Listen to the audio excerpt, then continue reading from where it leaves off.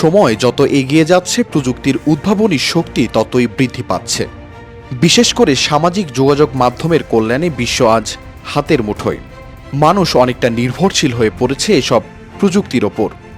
এমনকি আয় উপার্জনের অন্যতম মাধ্যম হয়ে উঠেছে ফেসবুক, ইউটিউবের মতো মাধ্যমগুলো।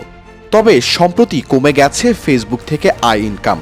এর সঠিক ব্যাখ্যা না দিলেও ধীরে ধীরে কিছুটা খোলাসা করছে মেটা। ফেসবুক প্ল্যাটফর্মে নিউজ ট্যাব ফিচারটি বন্ধ করার সিদ্ধান্ত নিয়েছে প্রতিষ্ঠানটি।